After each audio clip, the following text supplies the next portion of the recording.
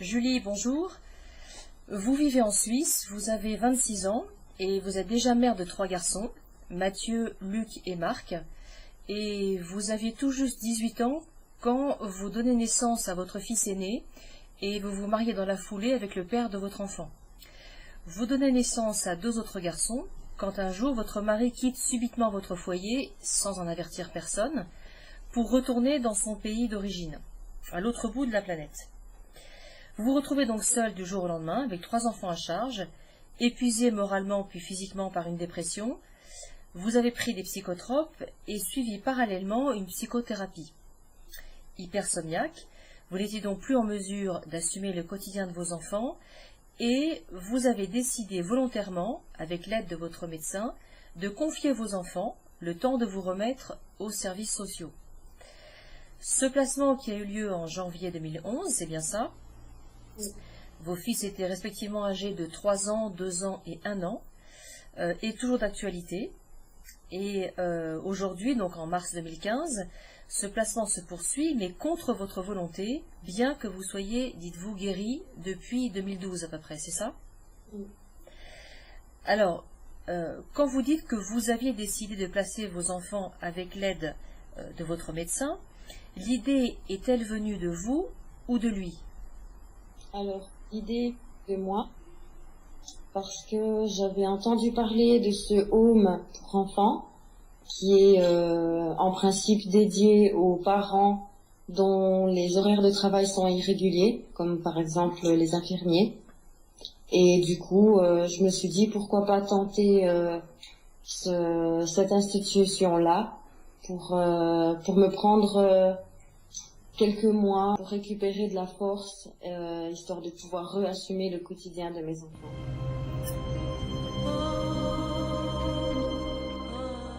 Que vous ont dit les services sociaux en 2011 lorsque vous leur avez confié vos enfants? Alors, dans un premier temps, l'assistante sociale qui était en charge du dossier, elle m'a félicitée. Je lui ai fait part de mes craintes, de la confiance que je n'avais pas envers le service de protection de la jeunesse. Et elle m'a rassurée en me disant qu'en aucun cas il peut y avoir des risques qu'on me retire la garde, parce que elle voit bien que mon but c'est que mes enfants puissent se développer correctement. Donc voilà, elle m'a félicitée pour cette démarche-là, d'avoir demandé de l'aide, et du coup rien ne laissait présager la suite. Ont-ils d'emblée ou plus tard formulé des conditions, des critères à remplir pour reprendre vos droits parentaux et élever vos enfants à votre domicile? Non, jamais. Aucune condition, aucune remarque. Pourtant, j'ai fait beaucoup de demandes de qu'est-ce que je dois faire pour qu'ils puissent voir que je suis compétente. On m'a toujours répondu non madame, vous n'avez rien besoin de faire si ce n'est venir au rendez-vous que l'on vous propose. Et sur quels arguments l'aide et la protection de l'enfant et de l'adulte s'appuie-t-elle officiellement pour vous priver de la garde de vos enfants? Alors, sur le rapport qui date de 2012, il est mentionné que suite aux violences conjugales et au départ inopiné du père, il faut impérativement protéger les enfants de tout nouveau bouleversement. Et ils ont rajouté que mes visites étaient déstructurantes pour les enfants. Peut-être parce qu'ils étaient d'autant plus en souffrance parce que vous leur manquiez après vous avoir vus. Oui, tout à fait. Il y a aussi eu une histoire par rapport aux grands-mères, où j'accordais les grands-mères d'entretenir des relations avec leur petit-fils. Donc mon but était de maintenir les relations familiales.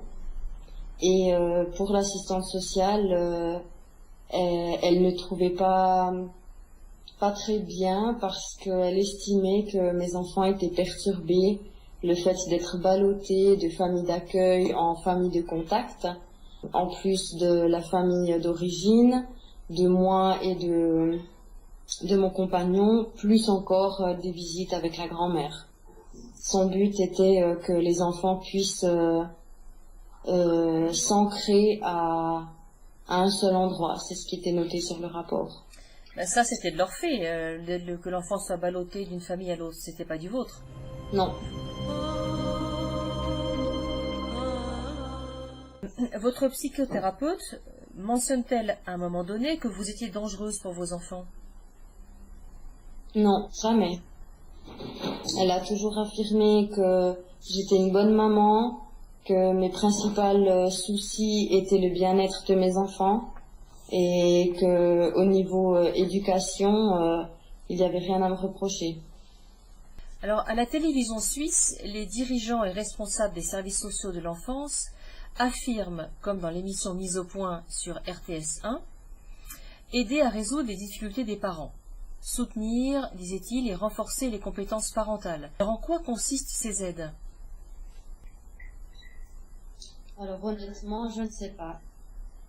Personnellement, je n'ai reçu aucune aide, bien au contraire.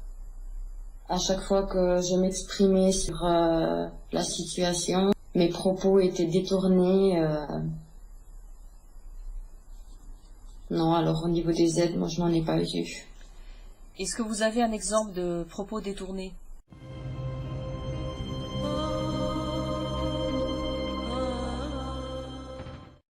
Le dernier en date, ce serait entre juillet et novembre 2014. Donc j'ai travaillé ces 5 mois-là et ils ont réussi à me reprocher d'être moins disponible pour mon droit de visite et aussi pour les rendez-vous avec le service de protection de la jeunesse. Donc c'est tout ce que j'appelle une destruction plutôt qu'une aide.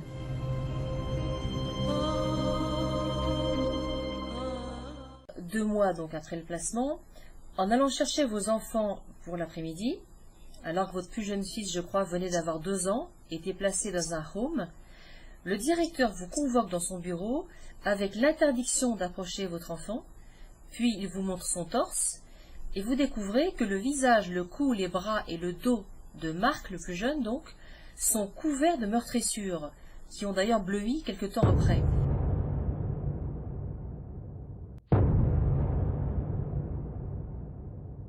Que vous a-t-on dit qu'il s'était passé exactement? Votre enfant ne vivait pas chez vous? Non.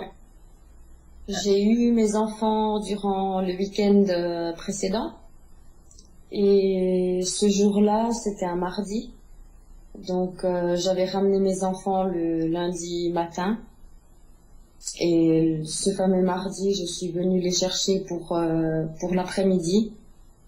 Et c'est là qu'il y a eu cette convocation au bureau du directeur. C'est là que j'ai découvert les blessures que mon fils avait. Et donc, ils m'ont accusé, ils m'ont demandé ce qui a pu se passer durant le week-end où ils étaient chez moi. Donc, j'ai dû leur expliquer que non, ce n'était pas chez moi, que mon fils n'avait aucune trace sur son corps lorsque je l'ai ramené la veille dans son groupe. À quoi ressemblaient ces blessures exactement? On vous a parlé de morsures, je crois, non? Alors oui, lorsque nous sommes allés chez le pédiatre, il a analysé chacune des blessures et entre autres, il y avait des traces de morsures, des traces de dents. D'enfants ou d'adultes? D'enfants. Le pédiatre, il a mesuré les traces de dents et ces traces étaient trop petites pour être celles d'un adulte. Et votre fils, Marc, qui avait à peine 2 ans à l'époque, a-t-il pu vous, entre guillemets, raconter, faire comprendre quelque chose de cet incident, ou même s'il commençait tout juste à parler, ou pas du tout? Non. Pour lui, c'est comme s'il n'y avait jamais eu cette agression.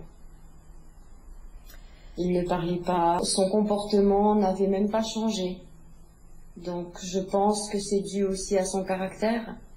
Il a un caractère très réservé, il prend tout sur lui et n'exprime rien. Donc aucun signe au niveau du comportement.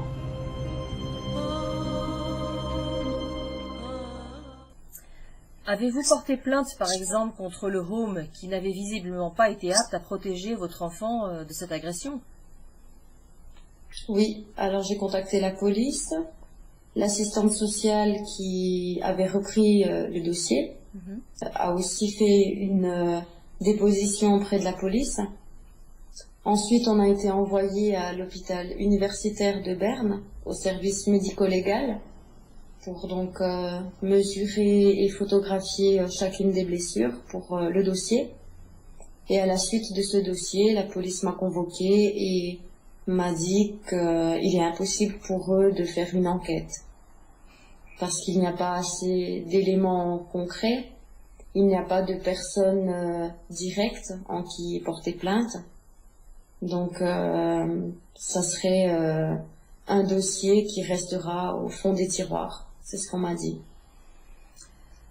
Que s'est-il passé après cette agression de votre plus jeune fils? Est-ce que des mesures ont été prises? Non, aucune mesure. Est-ce que l'assistante sociale a fait un rapport de cet incident? Qu'a-t-elle fait après? Il n'y a eu aucun rapport jusqu'à l'été 2012.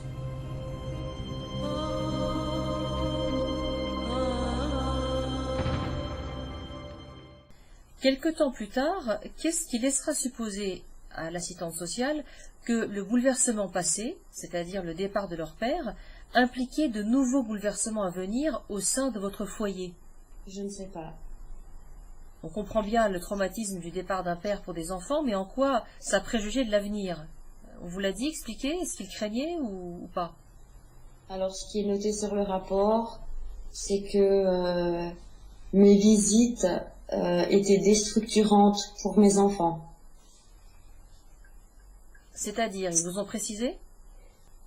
Le fait que mes enfants allaient dormir une nuit chez une de leurs deux grand-mères pendant le week-end où je les avais à la maison. Mon but a toujours été de maintenir les relations familiales, étant donné que au niveau famille, je n'avais que mon ex-belle-mère et ma mère. Voilà, c'était très restreint et je ne voulais surtout pas que mes enfants soient coupés de cette petite famille.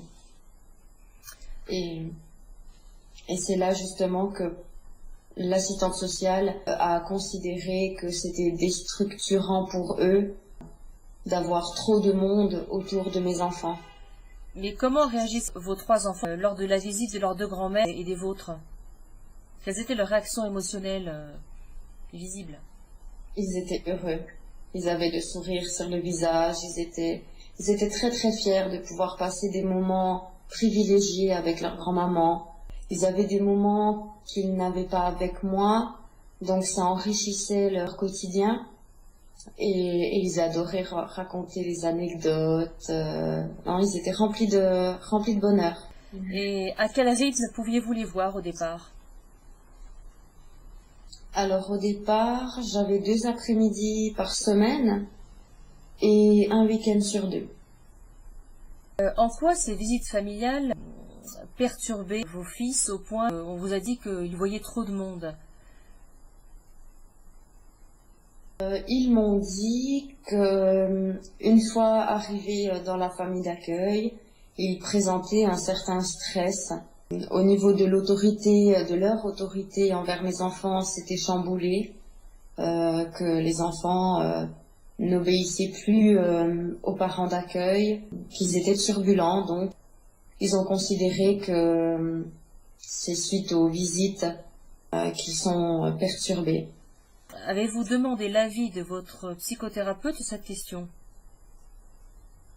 Oui, je lui ai demandé son avis. Et elle m'a répondu qu'elle trouvait ça très bien, que je veuille maintenir les relations familiales, notamment par rapport à la grand-mère paternelle, étant donné que mes enfants ont été abandonnés par leur papa. Ça leur permettait d'avoir un certain ancrage au niveau culturel et d'apprendre à connaître leur papa à travers leur grand-mère paternelle. Et que c'était un très bon point pour eux, pour se construire.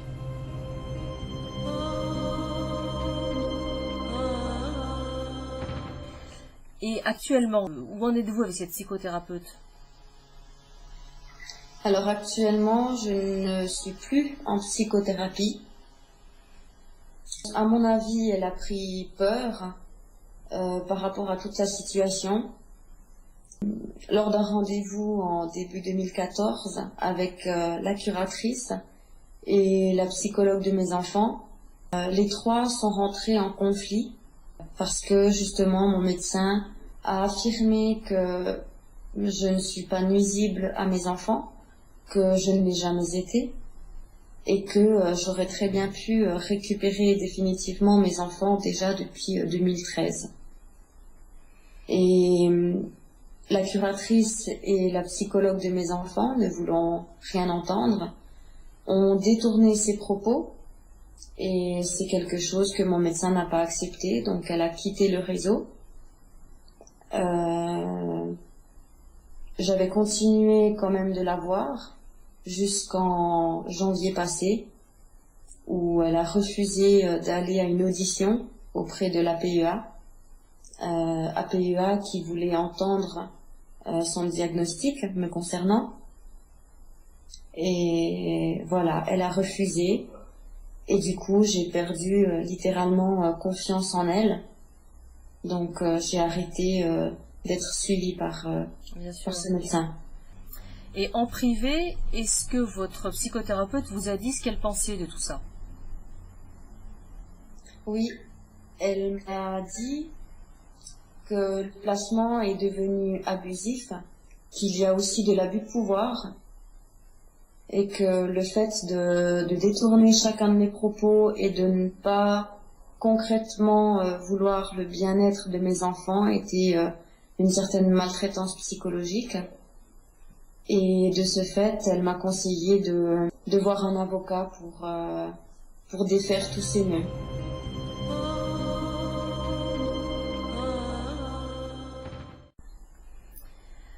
Avez-vous, à ce titre, un avocat pour toute cette affaire? Oui, j'ai contacté un avocat suite au conseil de mon médecin. Malheureusement, n'ayant pas les moyens financiers de payer ses honoraires, on a fait des demandes d'aide judiciaire gratuite qui a été refusée à plusieurs reprises. C'est un droit pourtant. Oui, c'est un droit, mais l'État analyse d'abord la situation et évalue les chances de succès. Et en l'occurrence, pour ma situation, les chances de succès sont beaucoup trop minces pour m'accorder cette aide judiciaire. Comme ça a été décrété d'avance. Voilà. Et mon avocate, au téléphone, elle m'a aussi expliqué que ils estimaient que dans le placement de mes enfants, ils ne voyaient pas l'intérêt d'avoir un représentant de loi.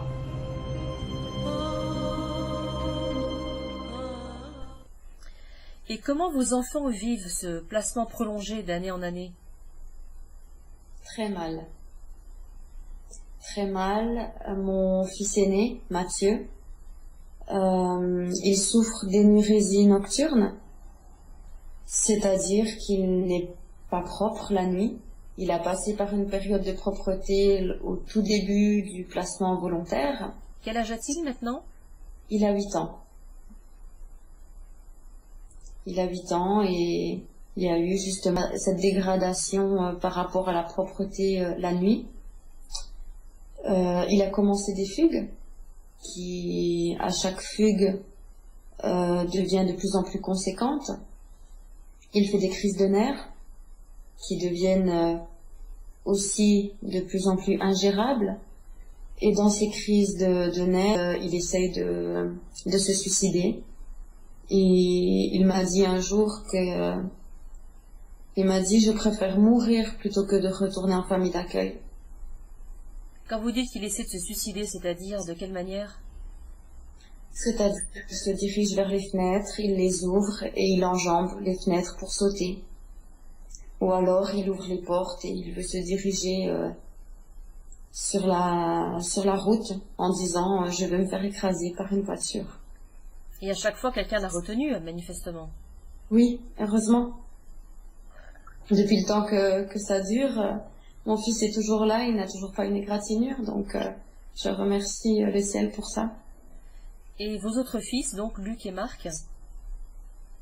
Alors Luc, il ne présente pas des symptômes à proprement parler.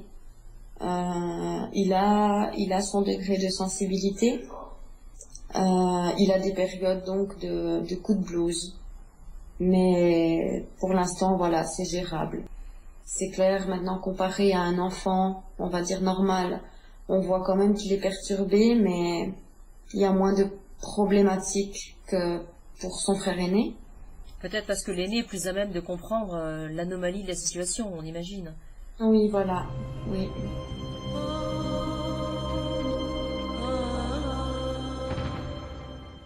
Et le petit dernier, donc, il a 2 ans maintenant, c'est ça? Non, 6 ans. Ah, 6 ans. Ah oui, effectivement, le temps a passé. Alors lui, on m'a dit que les médecins soupçonnaient une légère psychose. Donc j'ai demandé qu'on me donne plus de précision. Et là, on m'a répondu que il a tendance à se renfermer sur lui-même, que quand des fois on lui adresse la parole, il est vraiment dans son monde, il a un regard vide et voilà, ça laisse soupçonner une légère psychose.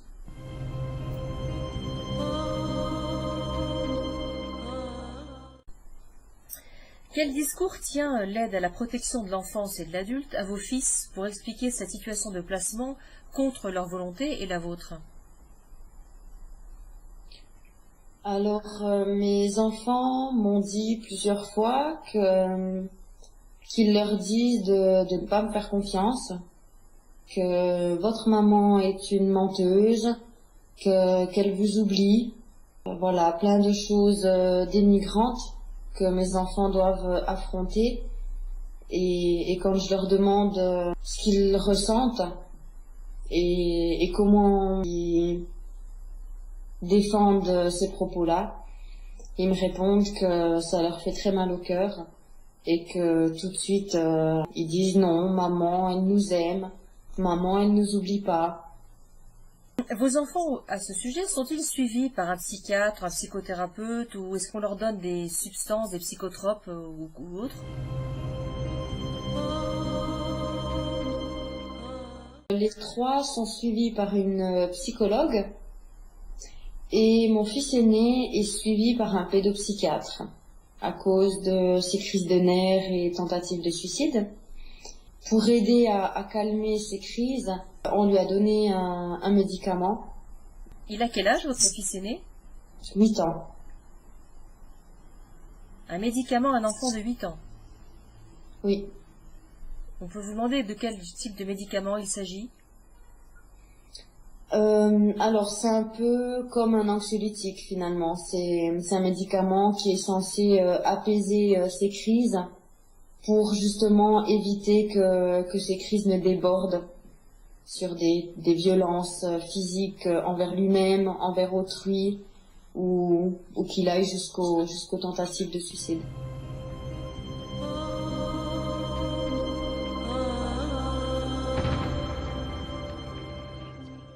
Vous avez expliqué aussi qu'une expertise pédopsychiatrique va avoir lieu et elle peut peut-être vous valoir le retour de vos enfants à votre foyer. J'ai reçu un courrier le 12 mars dernier disant que quel que soit le résultat de l'expertise, ils estiment primordial de maintenir la curatelle et le retrait de garde. D'avance. Oui. Donc il n'est nullement question que mes enfants rentrent vivre à la maison. À quoi sert l'expertise dans ce cas-là? Je ne sais pas. J'ai écrit une lettre de recours en posant plusieurs questions, notamment à quoi bon cette expertise si de toute façon la curatelle et le retrait de garde restent intacts. Et là, c'est en cours. Donc j'attends une réponse. Et que préconisent leurs psychologues pour leur bien-être? Le retour au domicile ou le maintien en famille d'accueil? Plutôt le maintien en famille d'accueil. La psychologue et le pédopsychiatre, ils travaillent en collaboration avec la famille d'accueil et s'appuient sur les rapports de la curatrice. Et votre avocate, avant de partir, vous a-t-elle dit ce qu'elle pensait de toute cette affaire? Oui, elle m'a dit qu'elle a effectivement constaté qu'il y a un gros souci de collaboration, qu'il y a beaucoup de fautes professionnelles qui pourraient même jusqu'à coûter leur place de travail, et qu'elle voit bien que je suis seule face à l'État. Et quelle est personnellement votre situation sociale, professionnelle actuellement? Alors actuellement, je suis en couple.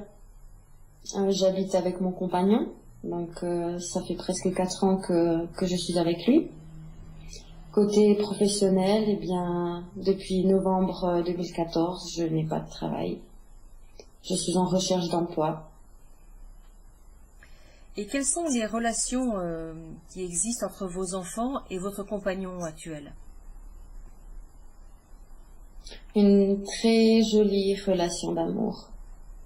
C'est quelque chose qui me donne le sourire, parce que de voir autant d'amour de la part de mes enfants envers lui, qui me répètent très souvent qu'ils le considèrent comme leur papa de cœur, et de voir aussi mon compagnon qui s'implique et qui s'inquiète pour mes enfants, je trouve ça vraiment très très beau. Et tous les 5, on n'a qu'une hâte, c'est de pouvoir habiter tous ensemble en tant que famille, avoir un quotidien familial, avoir une routine familiale, comme n'importe quelle famille normale finalement. Et avez-vous des projets d'avenir? Oui, on a des projets d'avenir. On aimerait bien par la suite éventuellement se marier, avoir un bébé. Mes enfants ont plusieurs fois demandé quand est-ce qu'on va se marier, quand est-ce qu'on leur fait une petite sœur et quand est-ce qu'on habitera tous ensemble en famille. Donc ce sont des projets autant pour nous en tant que couple et aussi en tant que famille, étant donné que mes enfants aimeraient avoir cet avenir-là avec une petite sœur. Pour l'instant, on est en attente parce que voilà, on a peur d'éventuelles représailles. C'est-à-dire qu'on me reproche d'oser faire un bébé alors que mes 3 aînés sont placés, de ne penser qu'à ma vie au détriment de mes enfants, donc d'instaurer une éventuelle jalousie de leur part, voilà, plein de choses qui peuvent se mélanger, qui peuvent éventuellement me reprocher, et du coup on préfère attendre. Et si vous aviez un message à faire passer aux médias aujourd'hui et peut-être aussi aux professionnels de l'enfance, quel serait ce message? Aux médias, je leur dirais de ne pas se rendre complice de la destruction familiale qui est provoquée par la PEA, parce que sous les prétextes légaux se cache l'illégalité. Les traumatismes qui sont infligés aux enfants placés abusivement sont tellement profondes que ça reste ancré en eux à tout jamais, et que pour eux ce sera difficile de se construire à l'avenir pour devenir des adultes équilibrés et responsables. Et aux professionnels de l'enfance, je leur dirais de savoir écouter les enfants, que ce n'est pas parce qu'ils n'ont pas le discernement légal qu'ils n'ont pas le droit d'exprimer leurs propres besoins, et je leur demande d'agir pour le réel bien-être des enfants et non pas pour leur intérêt au nom du bien de l'enfant. Très bien, on vous remercie beaucoup, Julie, en vous souhaitant bonne chance dans la suite de cette affaire et de pouvoir trouver peut-être un avocat bénévole, on ne sait pas, une aide qui entend ce message pour venir rétablir un peu de justice dans ce dossier. Merci, au revoir. Au revoir.